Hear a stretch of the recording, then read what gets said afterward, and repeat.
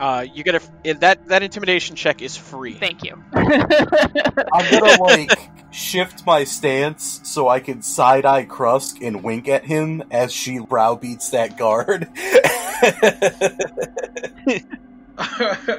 Now, to the matter at hand, Master Stormwind, you will present yourself and the subject to which you need to my office at once. Certainly. A dramatic turn with the flare of the cape. we big ball and feeling ourselves on 18th birthday, hooray. So, I'm gonna turn to that guard that was just browbeaten, and I'm gonna be like, you there, escort us to Lady Underlock's office. He walks up to you guys, and you see him fumbling for his keys. The other guard wants no part of this, and he lets you go. He unlocks your manacles and your leg manacles, and you are free. This boy is having the worst day of his life, apparently.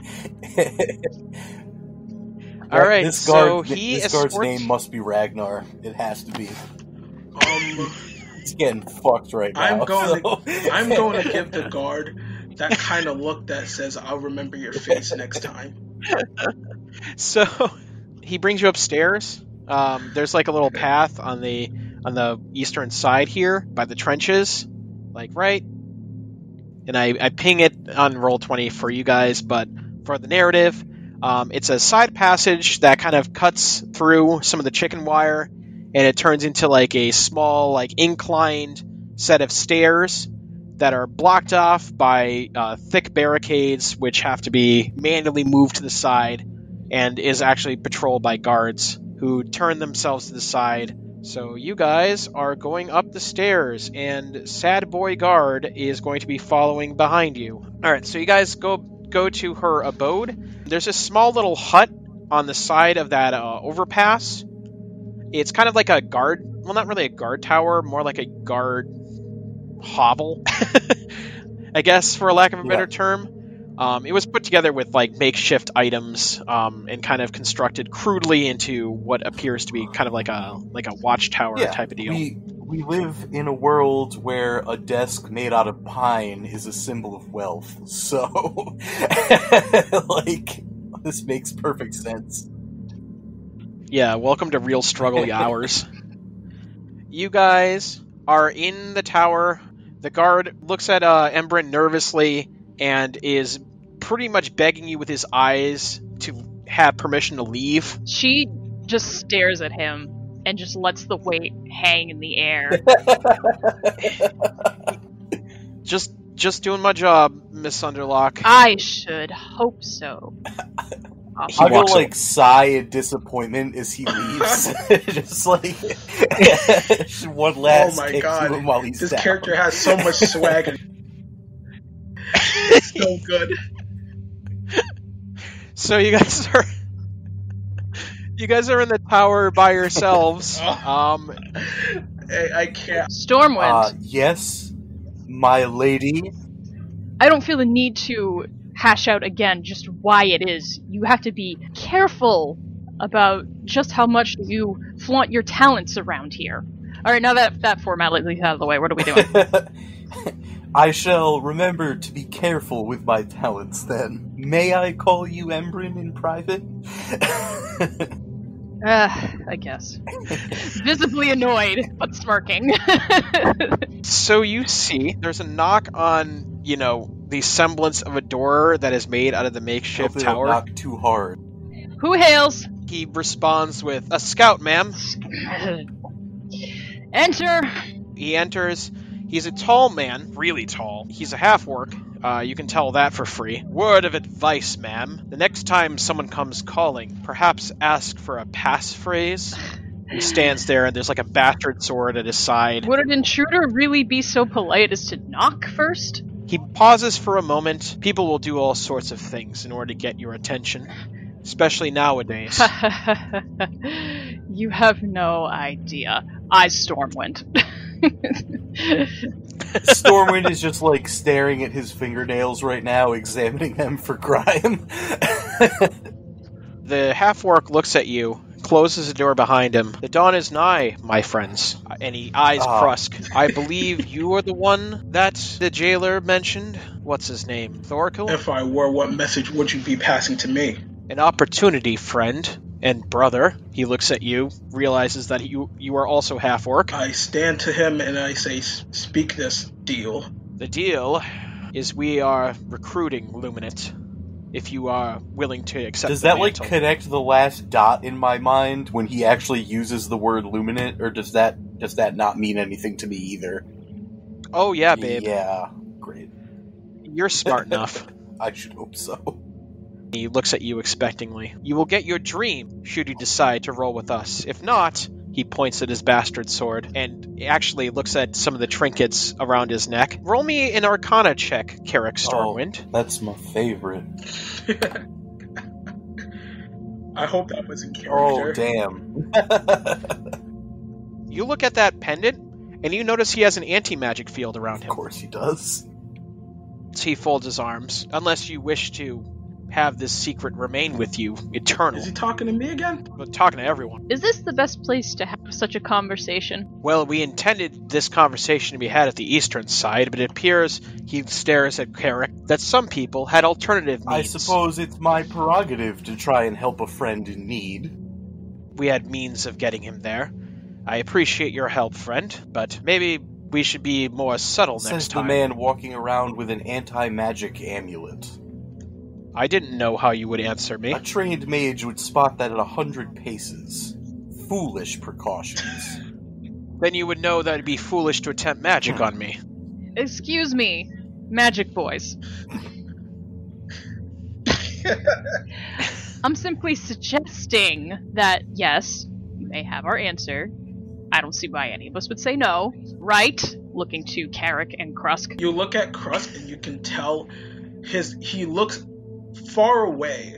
His mind is hung up on the word dream. Well, it's not a no. If this could all be easier at some other point in the trench, what's another hole in the ground compared to the one we're already in? I accept. This one is well lit and has my patrols right outside. Yes, the lady is correct. This is not the That best is place. my point.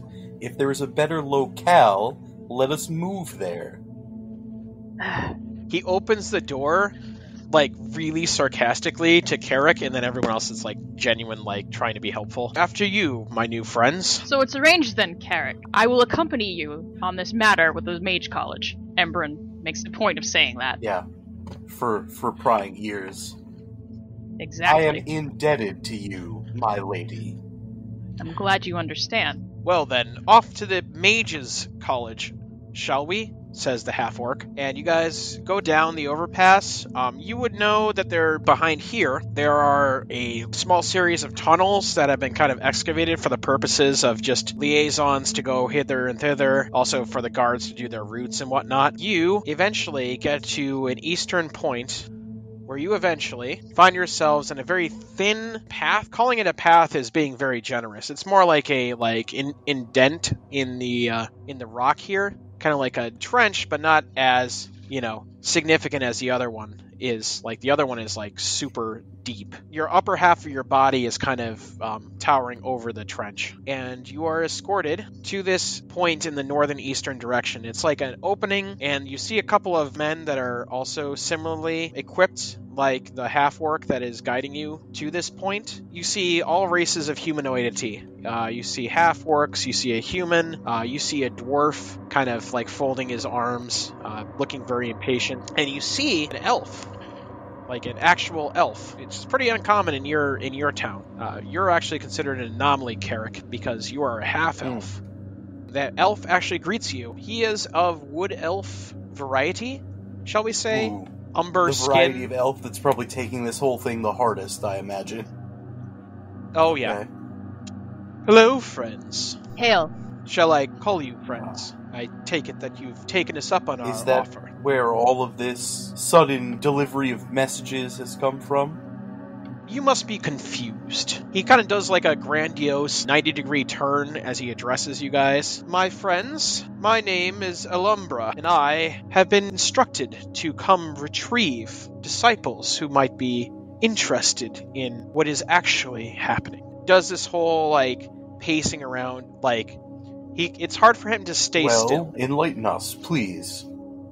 Of course. Luminance, if you choose to accept this mantle, I hope you do. It's for our best interest and yours as well. And he kind of motions to his motley crew of people. All are similarly armed as the half-orc. All look fairly capable as fighters. Now, friend, can I offer you the opportunity to illuminate the situation for you? Illuminate. Embrun has rolled her eyes. She couldn't help it. Krusk rolls his eyes. Yeah, no, there's definitely much eye-rolling going on that one. Anyways, friends, we've called you here today because we wish you to help us in a journey to find the truth of what remains of the surface. He looks at Krusk. I take it from a very reliable source that you, in particular, are very interested. I want to skip to the key's conditions. You say that if we help you, you'll give us what we desire, right? How do we know you'll keep well to that promise? I won't give you what you desire. You will get it for yourself. The dawn is nigh. We will rise. Ah, truer words have never been spoken. Yes. Be sure to use only the first part of it, to weed out those that would betray us. There are a lot of spies moving around in these ordered governments, and I would hate you to fall into the trap of one of these spiders. Now, do I know where the Viridian is, or was that just like, the dude was like, go to the Viridian? Roll me history. It exists like Camelot does. It's a fabled city, a fabled area where the green rises underneath the surface, and that there's some semblance of, forest. And it's kind of like an oasis in the Underdark. Plantlantis. Okay, alright, so... Plantlantis. Yeah. So, God, I'm never gonna not call it that now. Yeah. So, yeah, I'd be like, just cutting into this dude's train of thought, because Carric's been distracted by this all day. What do you know of Viridian? Is it real? He looks at you when you say that word, and there's a bemused smile that crawls across his face. Ah, you have heard, haven't you? Yes, I assure you it exists. Have you been there? No, not I myself personally, but I have heard people that have found the fabled Viridian, and I assure you it's as real as the ground we walk right now and the air we breathe. Who sends you on this quest? My mother, the Lady Stormwind. I received a missive from her today. I was told to meet her there. He is going to roll a knowledge history roll to see if he knows who that is. Stormwind. I feel like I've heard that name from somewhere, but I can't recall where. Liliana Stormwind, of the College of the Battle Mages. She is one of your people. Battle mages still exist in this world? Apparently so. I didn't think so until today. Well, I apologize, friend, that I cannot speak much more on that. I hope you find your mother. I presume you've been estranged from her, given how you talk of her. I've been estranged from everyone. Aren't we all, in these trying times? My friends, if you would follow me, I will bring you to enlist. If it can advance my goals, I am willing to do it. Thank you all for listening, and special thanks to Toys and Things in Danvers, Massachusetts. Credit and thanks to our logo designer, Sierra Twazin. And also, if you guys enjoy what you hear here, please give us a follow on Twitter at Lords Broken. Thank you.